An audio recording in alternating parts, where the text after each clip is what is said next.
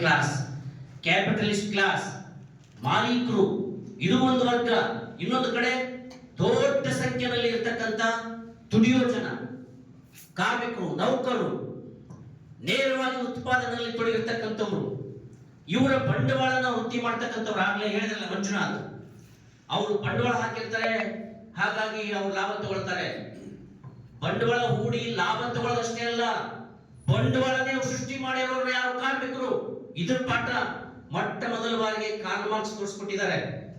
Karl marks ಒಬ್ಬ ಮಹಾನ್ ತತ್ವಜ್ಞಾನಿ, ಸಮಾಜ ಚಿಂತಕರು. ಅವ್ರು ಹೇಳಿದ್ದಾರೆ, ಕ್ಯಾಪಿಟಲ್, ಬಂಡವಾಳ ಸೃಷ್ಟಿಯಾಗಿದ್ದೇ ಕಾರ್ಮಿಕರಿಂದ, ದುಡಿಯೋ ಜನರಿಂದ.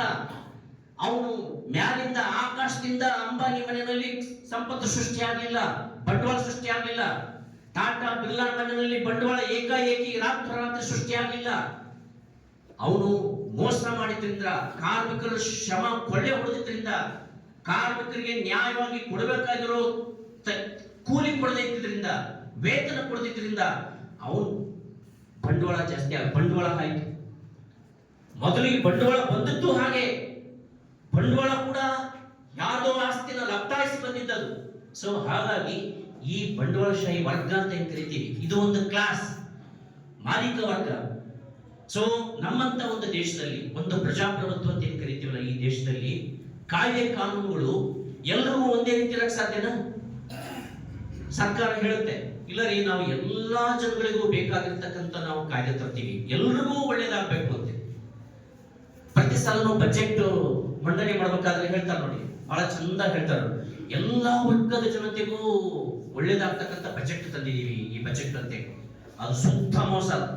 ಆ ರೀತಿ ಇರಕ್ಕೆ ಸಾಧ್ಯ ಇಲ್ಲ. ಒಂದು ವರ್ಗ ವಿಭಜಿತ ಸಮಾಜದಲ್ಲಿ, ಒಂದು ವರ್ಗಗಳಾಗಿರ್ತಕ್ಕಂಥ ಸಮಾಜದಲ್ಲಿ ಯಾವುದೇ ಒಂದು ನೀತಿ, ಯಾವುದೇ ಒಂದು ಕಾನೂನು ಬಹಳ ಪ್ರಮುಖವಾಗಿ ಒಂದಲ್ಲ ಒಂದು ವರ್ಗಕ್ಕೆ ಪರವಾಗಿದ್ರೆ ಇನ್ನೊಂದು ವರ್ಗಕ್ಕೆ ಅದು ವಿರುದ್ಧ ಇರಲೇಬೇಕು. ಒಬ್ಬರಿಗೆ ಒಳ್ಳೆಯದಾದ್ರೆ ಇನ್ನೊಬ್ಬರಿಗೆ ಕೆಟ್ಟದಿರಲೇಬೇಕು. ಇದು ನಿಯಮ. ಇದು ಒಪ್ತಿರೋ ಬಿಡ್ತಿರೋ ನೀವು ಇದನ್ನ ಪರಿಶೀಲನೆ ಮಾಡಿ, ಇದನ್ನ ನೀವು ಕ್ರಿಟಿಕಲ್ ಆಗಿ ಬಹಳ ಸೂಕ್ಷ್ಮವಾಗಿ ಇದನ್ನ ಅವಲೋಕನೆ ಮಾಡಿ. ಇಲ್ಲೇ ನೋಡ್ತೀವಲ್ಲ ನಾವು. ಈ ಕಾಯ್ದೆಗಳನ್ನ ತಂದಿರೋದು ಯಾರಿಗೋಸ್ಕರ? ಮಾಲೀಕ ವರ್ಗದ ಹಿತಾಸಕ್ತಿಗೋಸ್ಕರ. ಇದನ್ನ ನಾವು ಹೇಳ್ತಿಲ್ಲ, ಶ್ರೀಮಾನ್ ನರೇಂದ್ರ ಮೋದಿ ಅವರು ಹೇಳ್ತಾ ಇದ್ದಾರೆ. ಈ ಲೇಬರ್ ಕೋಡ್ಗಳನ್ನ, ಕಾಯ್ದೆಗಳನ್ನ ಯಾಕೆ ತರ್ತೀವಿ ಅಂತಂದ್ರೆ, ಟು ಏನದು, ಈಸ್ ಆಫ್ ಡೂಯಿಂಗ್ ಬಿಸಿನೆಸ್,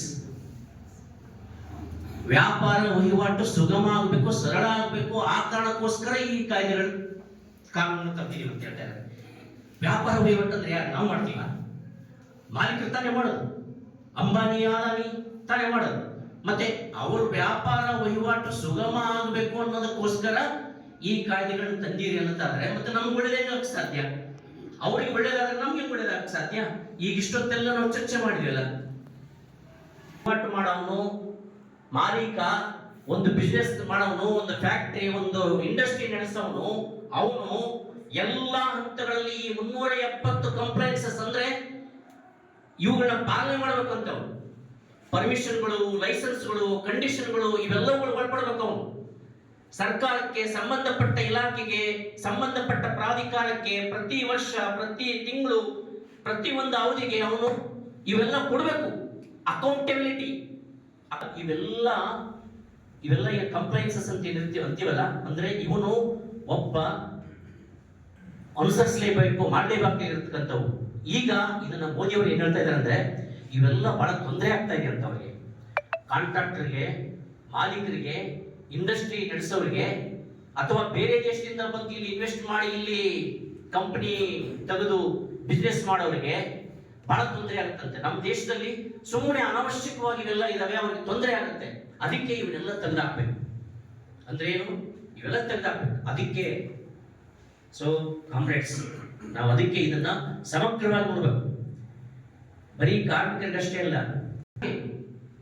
ಬಹಳ ಮುಖ್ಯವಾಗಿರ್ತಕ್ಕಂಥ 3 ಕಾಯ್ದೆಗಳು, ಕೃಷಿಗೆ ಸಂಬಂಧಪಟ್ಟಿರ್ತಕ್ಕಂಥ ಕಾಯ್ದೆಗಳನ್ನ ತಂದ್ರು. ಏನದು?